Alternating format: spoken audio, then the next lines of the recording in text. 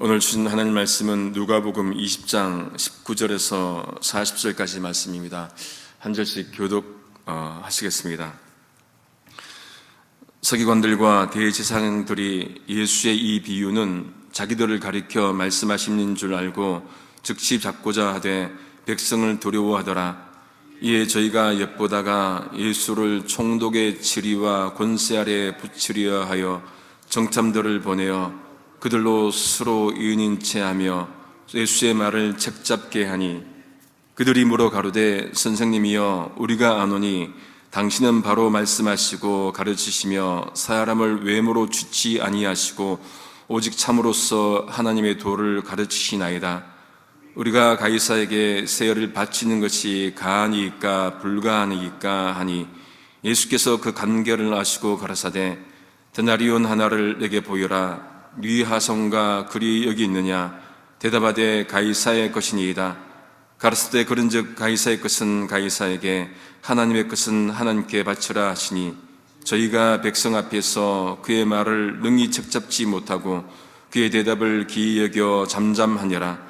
부활이 없다 주장하는 사두개인 중 어떤 이들이 와서 물어 가로되 선생님이여 모세가 우리에게 써 주기를 사람의 형이 만일 아내를 두고 자식이 없이 죽거든 그 동생이 그 아내를 취하여 형을 위하여 후사를 세울지니라 하였나이다. 그런데 7형제가 있었는데 맏이 아내를 취하였다가 자식이 없이 죽고 그 둘째와 셋째가 저를 취하고 7이 다 그와 같이 자식이 없이 죽고 그 후에 여자도 죽었나이다. 7이 다 저를 아내로 취하였으니 부활 때에 그 중에 네 아내가 되리이까? 예수께서 이르시되 이 세상의 자녀들은 장가도 가고 시집도 가되 저 세상과 및 죽은 자 가운데서 부활함을 얻기에 합당히 여김을 입은 자들은 장가가고 시집가는 일이 없으며 저희는 다시 죽을 수도 없나니 이는 천사와 동등이요 부활의 자녀로서 하나님의 자녀임이니라. 죽은 자의 살아난다는 것은 모세도 가시나무 떨기에 관한 글에 보였으되 주를 아브라함의 하나님이요 이삭의 하나님이요 야곱의 하나님이시라 칭하였나니 하나님은 죽은 자의 하나님이 아니요 산 자의 하나님이시라. 하나님에게는 모든 사람이 살았느니라 하시니 서기관 중 어떤 이들이 말하되 선생이여 말씀이 옳으니이다 하니 저희는 아무것도 감히 더 물을 수 없음이더라. 아멘.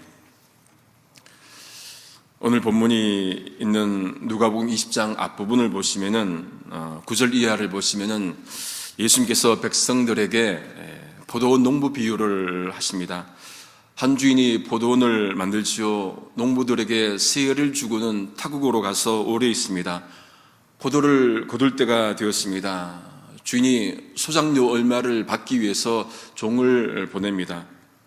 그런데 농부들이 어떻게 합니까? 그 종을 때리고는 빈손으로 돌려보냅니다. 두 번째 종을 보내는데 또 그렇게 때리고 똑같이 합니다. 세 번째 종도 상하게 하고 쫓아내지요. 주인이 어떻게 합니까?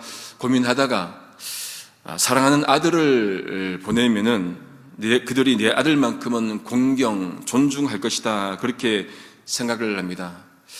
그러나 그들은 다른 생각을 하지요. 아들이 상속자니까 그 아들을 죽이면은 유산을 차지하겠구나. 그렇게 해서 그 아들을 죽이게 됩니다. 예수님이 물으십니다. 이러면은 주인이 그들을 어떻게 하겠느냐? 어떻게 해야 되겠느냐? 묻는 것이죠. 포도원 주인이 와서 그 농부들을 죽이고 그리고는 포도원을 다른 사람들에게 넘길 것이다. 그렇게 말씀을 합니다. 오늘 본문은 그 다음인데 서기관들과 대제사장들이 예수님의 이 비유가 자기들을 가리켜 자기들 두고 하는 말인 줄을 압니다. 그래서 예수님을 잡으려고 하죠. 여기 자기들을 가리켜 이걸 영어로 보면은 against them이에요. 그들을 이렇게 자기들을 겨냥해서 혹은 반대해서 그러니까 잡으려고 한 것이죠. 사람은 누구나 자신을 가리키는 부정적인 말을 몇 번 들으면은 쉽게 참지를 못합니다. 그건 본능이에요.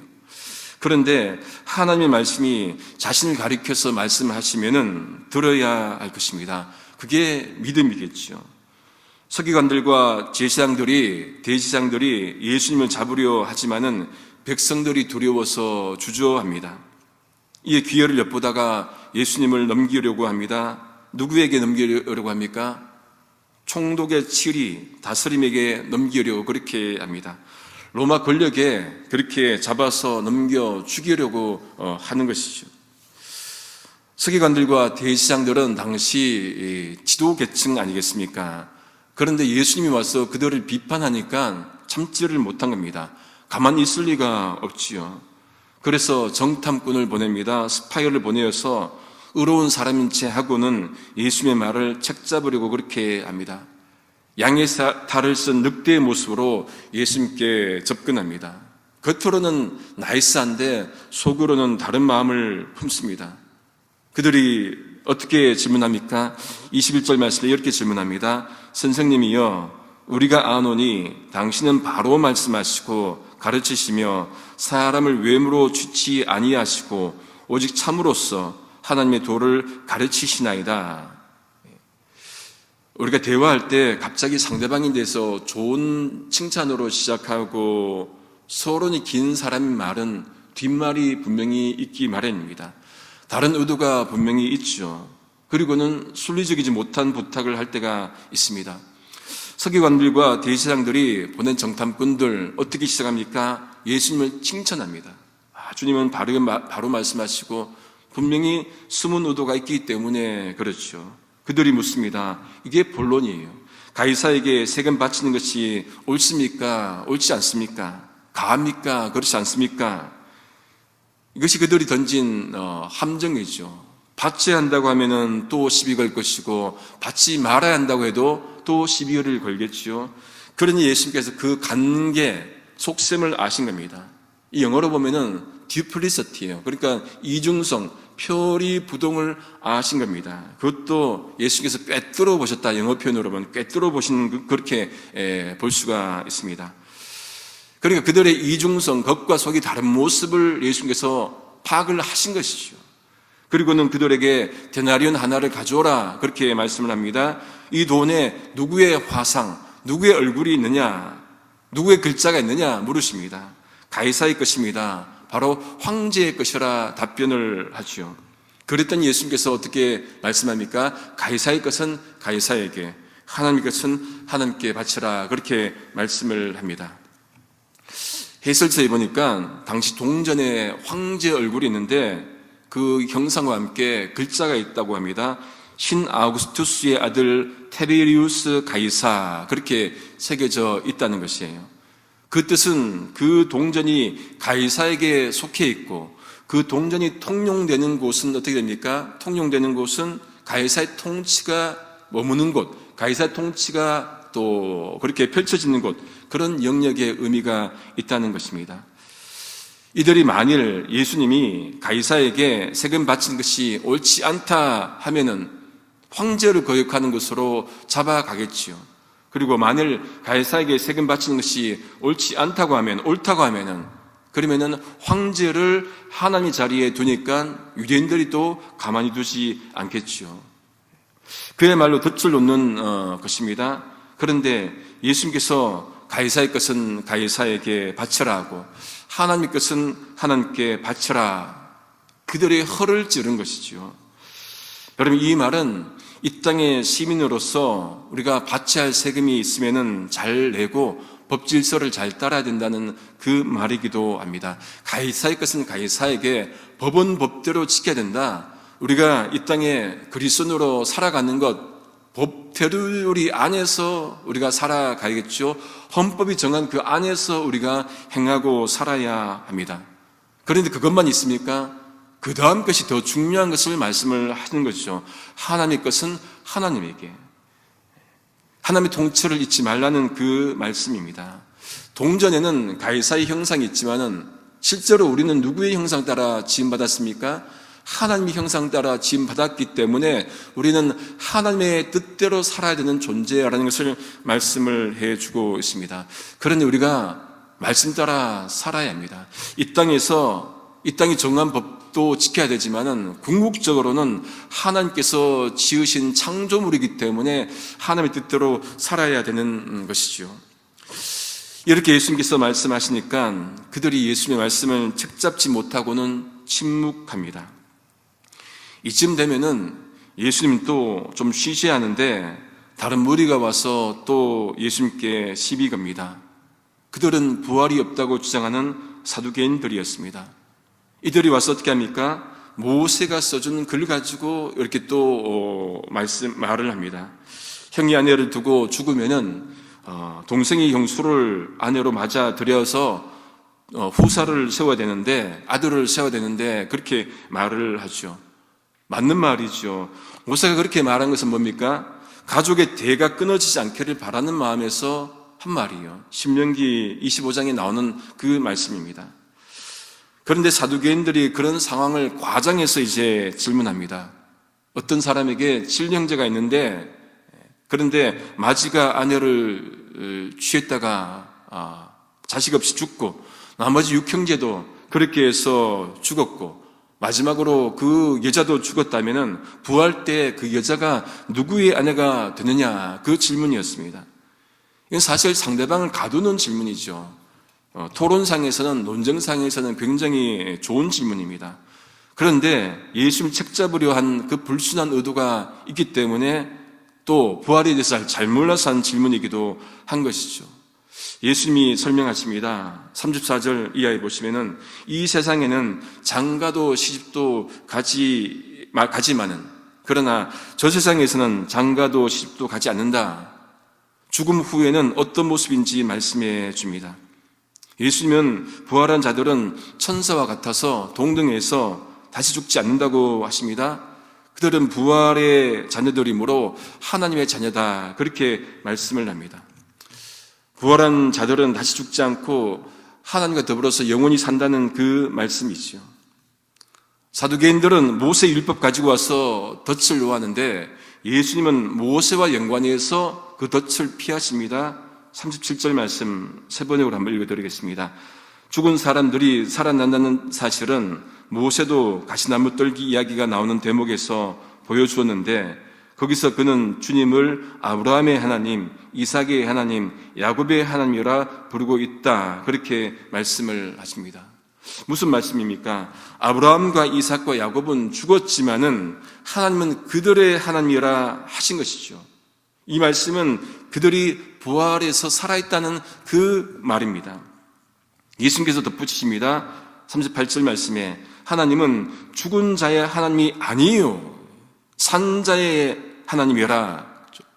하나님은 죽은 자의 하나님이 아니요 산 자의 하나님이라. 하나님에게는 모든 사람이 살았느니라. 뒷부분을 세 번역으로 보시면은 모든 사람은 하나님과의 관계 속에서 살고 있다. 무슨 말입니까? 이 말씀은 부활이 없다는 사두개인들에게 비록 아브라함과 이삭과 야곱이 죽었지만은 지금 부활해서 하나님과 함께 있다, 그렇게 지금 말씀을 하는 것입니다. 이 말씀을 듣고 서기관들이 어떻게 합니까? 계속해서 예수님을 잡으려고 하는 것이 아니라 선생님, 어떤 사람은 선생님 옳습니다, 그리고는 더 이상 질문하지 못합니다. 서기관들과 대제사장들이 예수님의 포도원 비유를 듣고는 예수님 잡으려고 왔는데, 그런데 그들의 논리가 지금 무너지는 거예요. 그들의 논리에 균열이 생기게 되었습니다. 반박하려고 왔는데 어떻게 할 수가 없는 거예요. 아무리 여러분 이 세상 논리가 견고하고 튼튼해도 예수님의 진리의 말씀 앞에서는 설 수가 없는 것이죠. 어떤 여론이 논리적이냐 아니냐가 중요한 것이 아니라 그 말씀이 진리이냐 아니냐가 중요한 것입니다. 우리가 살아가는 삶 가운데 여러분 논리 따라 사는 것이 아니라 진리 따라서 살아야 하는 것이겠죠. 종교계 노벨상이라는 존 템플턴 상이 있습니다. 템플턴이 이제 세운 존 템플턴 재단에서 이제 주는 상인데, 그분이 쓴 책 열정이라는 책이 있습니다. 거기 보면은 12가지 인생 원리를 소개하는데 첫 번째 것이 뭐냐? 진실하기예요. 조르스폴리스. 거짓말이 하고 싶어 입이 간질거릴 때라도 진실하기, 그렇게 말하고 있습니다. 우리가 살면서 진리 아닌 것으로 무장할 것이 아니라 진리의 말씀으로 무장해야 됩니다. 그 진리의 말씀이 무엇입니까? 살아계신 하나님의 말씀이에요. 예수의 말씀입니다. 다른 어떤 것이 진리가 아니라 예수의 말씀이 진리이기 때문에 그것으로 우리가 무장하고 살아야 할 것입니다. 말씀을 정리합니다. 참 진리인 예수 그리스도를 만났는데 걸림돌이 되는 지식 논리가 있다면은, 그리고 많은 사람이 그 진리에 동조한다 하더라도 넘어가지 말고 과감히 그것에 맞서야 합니다. 버려야 합니다. 그래야 흔들리지 않을 수 있습니다. 두 진리는 없습니다. 세상 사람들이 이것도 저것도 간결을 가지고 와서 넘어뜨리고 하는데 가만히 보면은 그것도 만든 것 같아요. 그러면 넘어가게 되어 있습니다. 우리가 하나를 붙잡아야만이 다른 것에 넘어가지가 않겠지요. 오직 예수님의 말씀, 그 말씀을 믿고 진리와 생명의 말씀 붙잡고 살아갈 수 있기를 성부, 성자, 성령이신 삼위일체 하나님의 이름으로 소망합니다. 기도하시겠습니다. 하나님 감사합니다. 세상은 자신들의 철학과 이론으로 진리요 생명이신 하나님의 말씀을 넘어뜨리려 할 때가 많습니다. 하나님, 그들의 논리에 넘어가지 않도록 말씀으로 무장하게 하시고 진리신 예수님 붙잡고 살 수 있도록 성령께서 인도하여 주시옵소서. 서기관들과 대제사장들이 아무리 세금으로 부활로 예수님을 공격해도 흔들리지 않으시고 복음 증거하신 주님을 본받아 우리도 진리 붙잡고 살아갈 수 있도록 역사하여 주옵소서. 길과 진리요 생명 되신 예수님의 이름으로 기도드립니다. 아멘.